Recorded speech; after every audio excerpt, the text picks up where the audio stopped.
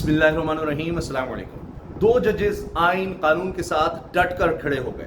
ایک جسٹس عائشہ ملک صاحبہ ہیں اور ساتھ ہیں جسٹس عقیل عباسی. ان کو آئینی بینچ کا حصہ بنایا گیا تھا، لیکن انہوں نے مخصوص نشستوں میں فیصلہ دے دیا. مخصوص نشستوں کا نظر ثانی کیس، اس میں انہوں نے اپنا اختلافی فیصلہ یہ دے دیا کہ یہ ریویو بنتا ہی نہیں ہے. پہلے ہی سارے سوال حل ہو چکے. فل کورٹ سپریم کورٹ کی فیصلہ دے چکی کہ مخصوص نشستیں تحریک انصاف کی بنتی ہیں. اس پر عمل درآمد ہونا چاہیے تھا، عمل درآمد ہی نہیں ہوا. اور دوسرا یہ کہ درخواست لے کر آگے کہ جی اس کو اب بدلیں، اور پھر آئینی بینچ بن جاتا ہے. 26ویں آئینی ترمیم کا انتظار تھا، پھر حکومت مرضی کا بینچ بناتی ہے. اور اس کے بعد اب ان دو ججز کو اس بینچ سے پہلے ہی، یعنی وہ بینچ جو مخصوص نشستوں کا کیس سن رہا ہے، اس سے نکال دیا گیا. اب جو آئینی بینچ اوور آل بنا ہوا ہے، اس میں ان کا مستقبل کیا ہے، اس بارے میں جی چیف جسٹس جناب یحییٰ خان نے جوڈیشل کمیشن کا اجلاس 19 جون دن 2 بجے طلب کر لیا. اجلاس میں آئینی بینچز کی مدت میں توسیع کے معاملے پر غور کیا جائے گا. جسٹس امین الدین جو سربراہ ہیں، ان کو بطور سربراہ آئینی بینچ 6 ماہ کے لیے مقرر کیا گیا تھا. ہائی کورٹ ججز کی سالانہ کارکردگی کے جائزے کے لیے رولز کی تشکیل پر غور ہوگا. اب یہ ایڈہاکزم چل رہا ہے، قائم مقام چل رہے ہیں. چیف جسٹس اسلام آباد ہائی کورٹ، ان کی کارکردگی دیکھنی ہے، وہ ٹھیک چل رہے ہیں نہیں چل رہے، ورنہ کسی اور کو لے آئیں گے اور تلوار لٹکتی رہے کہ بس وہ حکومت جو چاہ رہی ہے اس طرح کا انصاف کرتے چلے جائیں، اس طرح سے چیزوں کو لے کر چلتے چلے جائیں، ورنہ کوئی اور آ جائے گا، کئی اور لائن میں ہے. تو یہ امین الدین صاحب کے لیے بھی یہی چل رہا ہے کہ 6 مہینے کے لیے آپ رہیں، باریاں لگی ہوئی ہیں. تو ایڈہاکزم پر سارا ملک چل رہا ہے. اس سے کیا ہے کہ دباؤ میں رہے کوئی، کہیں کسی کا کوئی ضمیر نہ جاگ جائے، کسی بھی سطح پر کسی کو بٹھایا ہوا ہے تو وہ کوئی ادھر ادھر کی بات نہ کر دے پھر اس کو، تاکہ پتہ ہو کہ تمہیں ہٹایا جا سکتا ہے. اس طرح اب ہمارے بڑے بڑے ادارے چل رہے ہیں. یہ جی بڑی دلچسپ ویڈیو ہے. یہ نظر آتا ہے کہ وزیر صاحب، وزیر خزانہ صاحب، جو امپورٹڈ ہمارے وزیر خزانہ ہیں، وہ پاکستان کے تو شہری بھی نہیں تھے، اچانک ان کو شہری بنا دیا گیا. پہلے وزیر بنایا گیا، بعد میں ان کو پاکستان کا شہری بنایا گیا. اب وہ جب پریس کانفرنس کر رہے تھے تو میڈیا اٹھ کر چلا گیا تھا پریس سے. تو تاڑ صاحب آئے، وہ کہتے ہیں جی ان کو بلا لیتے ہیں. کہتے کوئی ضرورت نہیں ہے، رہنے تو بیٹھ جاؤ. ان کا ساتھ جو بندہ بیٹھا تھا وہ کہتا جی تاڑ صاحب کہہ رہے ہیں میرے ساتھ آؤ، آپ بھی آئے ان کو بلانے. کہتے میں تو نہیں جا رہا. پھر بعد میں کہتے تم نے جانا، چلے جاؤ. اس کو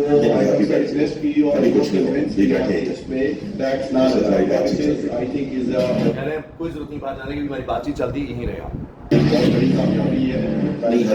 کس چیز کے لیے باہر جانا؟ اور دوسری بات جو فائنانس منسٹر صاحب نے آلریڈی کی، پوچھتے ہیں پھر کس چیز کے لیے آپ نے باہر جانا ہے؟ صاحب اٹھ کر چلے گئے ہوئے ہیں. یہ صاحب بس سرکاری ملازم سامنے بیٹھے ہیں، کوئی کہتا ہے صاحب بیٹھا اسی سے لگے ہوئے ہیں. بات کہتے ہیں کس لیے جانے ہیں؟ کہتے ہیں ان کو لے آتے ہیں نا، منا کر لے آتے ہیں صحافیوں کو. فائنینسنگ کے حوالے سے اس کے حوالے سے بھی کام ہو رہے ہیں. اس کے علاوہ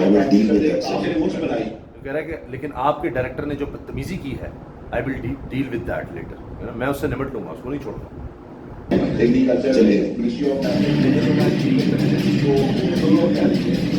تاڑ اور موٹ پہ چلے جاتے ہیں. آپ کو تاڑ نظر آئیں گے. یہ دیکھیں، یہ تاڑ سب بیٹھے ہوئے جی، یہ بھی اٹھ کر پھر چلے جاتے ہیں. اب کیا ہوا ہے؟ خبر یہ آئی ہے کہ وفاقی وزیر خزانہ محمد اورنگزیب کی وفاقی وزیر اطلاعات عطا تارڑ سے بدتمیزی اور پریس کانفرنس میں غلط رویہ رکھنے کے بعد ایم این اے بلال اظہر کیانی کو وزیر مملکت خزانہ بنا دیا گیا ہے. تو یہ اب ان کو بھی، میں نے کہا سب کو ایک ایڈہاکزم پر رکھا ہوا ہے، سب کے اوپر دباؤ رکھا ہوا ہے. اب یہ چل رہا ہے. ثناء اللہ صاحب بیورو چیف ہیں ڈان نیوز کے، اور یہ چھائے ہوئے ہیں، جہاں جا رہے ہیں دبنگ طریقے سے بات کر رہے ہیں. پریس کانفرنس میں انہوں نے بڑے سوال کیے. یہاں تک انہوں نے سوال کیا ہے کہ یہ تو سمجھائیں وزیر خزانہ صاحب کے الاؤنسز پر الاؤنسز دیے جا رہے ہیں سرکاری لوگوں کو، وہ کس لیے ہیں، کتنے ہیں، اس کا کتنا امپیکٹ ہے، کتنا حصہ ہے بجٹ میں. تو کہتے ہیں انہوں نے کوئی جواب نہیں دیا، بلکہ اشارہ کرتے رہے کہ خاموش ہو جاؤ، خاموش ہو جاؤ.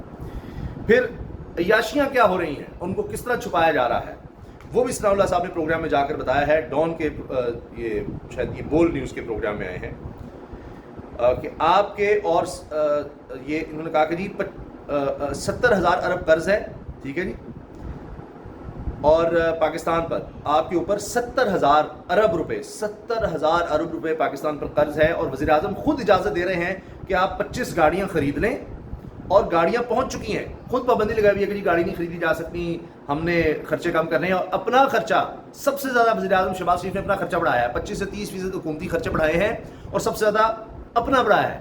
کمال ہے نا جی. پھر کہتے ہیں جی وہ یہ تو تنخواہ ہی نہیں لیتے. یہ تو بتاتے کیوں نہیں آپ کے شہباز شریف سے تنخواہ ہی نہیں لیتے، بڑا ہم پر احسان کرتے ہیں فارم 47 کے ذریعے. خیر، اچھا اب جی گاڑیاں پہنچ بھی چکی ہیں اور کابینہ ڈویژن کی بیسمنٹ میں کھڑی ہوئی ہیں اور وہاں 8 گارڈز کھڑے ہیں کہ کوئی تصویر ہی نہ بنا سکے. ثناء اللہ صاحب نے کہا ہے, ذرا ان کی گفتگو سنیے, یہ بہت اہم ہے. بجٹ آیا اس میں یہ بتایا گیا کہ جو ہم اسٹیڈیٹی کر رہے ہیں 24 سے 25% ایکسپینڈیچر بڑھا ہے, اس میں سب سے زیادہ وزیر اعظم ہاؤس کے ایکسپینڈیچر بڑھے.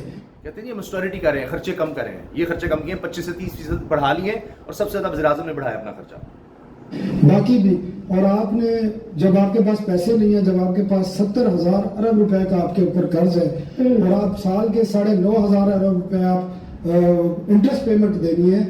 70,000 ارب روپیہ ہم پر قرض ہے, 9,500 ارب ہم نے ہر سال سود کی مد میں ادا کرنے ہیں. سود کی مد میں 9,500 ارب صرف سود کی مد میں, اور یہاں عیاشیاں نہیں ختم ہو رہی, گاڑیاں خریدو, یہ کرو وہ کرو. جو آپ کی بچنے والی آمدن سے بھی بڑے ہیں, جو سب سے بڑا خرچہ ہے, اور وہ صرف قرضے کا ٹھیک سود ہے. اس صورتحال میں آپ 60-70% آپ پی ایچ ڈی بھی بڑھا رہے ہیں, صرف پولیٹیکل پروجیکٹ 75 ارب روپے ارکان پارلیمنٹ کی اسکیموں کے لیے دے رہے ہیں. 75 ارب روپیہ ارکان پارلیمنٹ کی اسکیموں کے لیے, کھانچے یہ جی تمہیں بانٹ رہے ہیں اربوں روپیہ, جیسے چاہو خرچ کرو. نہیں آتی آپ کو, اور آپ جناب پابندی لگانے کے بعد پرائم منسٹر خود اجازت دے رہے ہیں کہ آپ 25 گاڑیاں خرید لیں. بھائی کس لیے خرید لیں؟ کس کو دینی ہے گاڑیاں؟ بھائی گاڑی پارلیمانی سیکرٹری اور وزراء کو دینی ہے, اور وہ گاڑیاں پہنچ چکی ہیں کیبنٹ ڈویژن کی جو بیسمنٹ ہے اس میں کھڑی ہوئی ہیں, اور وہاں 8 گارڈ کھڑے کیے ہوئے ہیں کہ کوئی تصویریں نہ بنا سکے. بھائی آپ کس چیز کو, کس کو دھوکہ دے رہے ہیں؟ دیکھیں جی کس کو دھوکہ دے رہے ہیں, صحافیوں کو پھر بھی پتہ چل جاتا ہے, اور کہتے ہیں ان کو شرم نہیں آتی, واقعی شرم نہیں آتی. خیر جی, جو کہتے تھے کوئی شرم ہوتی ہے, کوئی حیا ہوتی ہے, حال ہی ہو گیا. وہ خواجہ سے بھی شرم دلانے کی کوشش کر رہے ہیں. پہلے خواجہ سعد رفیق بولے تھے, اب دوسرے خواجہ صاحب بھی, ان سے بھی سینئر خواجہ صاحب بول اٹھے ہیں. خواجہ صرف نے کہا ہے, پوسٹ ڈالی ہے, speaker, deputy speaker, chairman senate, deputy chairman senate کی تنخواہ میں اور مالی مرات میں بے تحاشا اضافہ مالی فحاشی کے زمرے میں آتا ہے. عام آدمی کی زندگی کو ذہن میں رکھیں, ہماری تمام عزت آبرو اسی کی مرہون منت ہے. نہیں, آپ کی عزت آبرو کسی اور کی مرہون منت ہے. عوام کا آپ سے کوئی لینا دینا نہیں, جانے دیں. عام آدمی کا آپ سے کیا تعلق.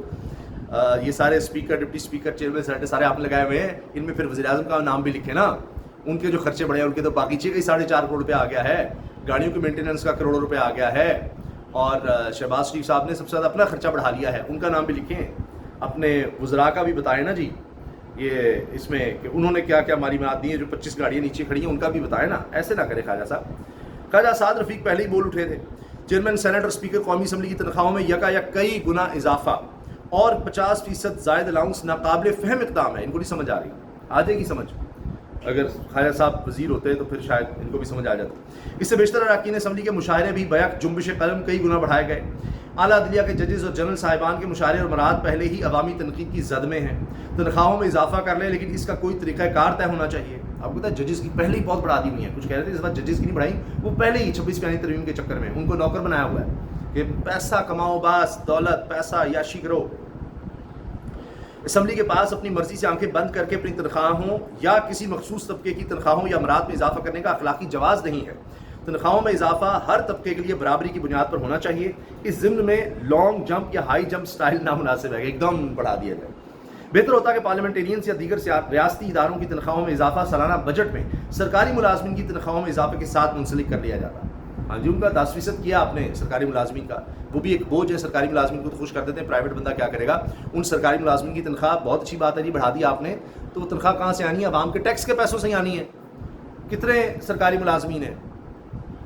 میرا خیال ہے 5% بھی نہیں ہوں گے پاکستان میں. تو بہرحال ان کے مطابق بڑھاتے تو یہ 600% تو نہ بڑھتی. 10% کہاں 600% بڑھائی ہے اسپیکر اور چیئرمین سینٹ نے. ایسے تو نہیں جی, موجے ہیں بس. ایسے لگتا ہے کہ بس یہ آخری بار ہے, ان کو لگتا ہے پتہ نہیں پھر باری آنی نہیں. جتنا ہو سکتا ہے نوچ لو, جتنا ہو سکتا ہے نوچ لو. 1 لاکھ کے پیچھے مر رہے ہیں, جبکہ کروڑوں اربوں روپے ان کے پاس ہیں. ارب روپے کے مالک لوگ جو ہیں وہ بھی اب کہتے ہیں کہ جی یہ 10 لاکھ اور بڑھا دو, 15 لاکھ اور بڑھا دو. جتنا آتا ہے کم ہے, اور گاڑیاں لے آؤ, اور پیسہ, اور دولت. اجازت دیجیے, اللہ حافظ.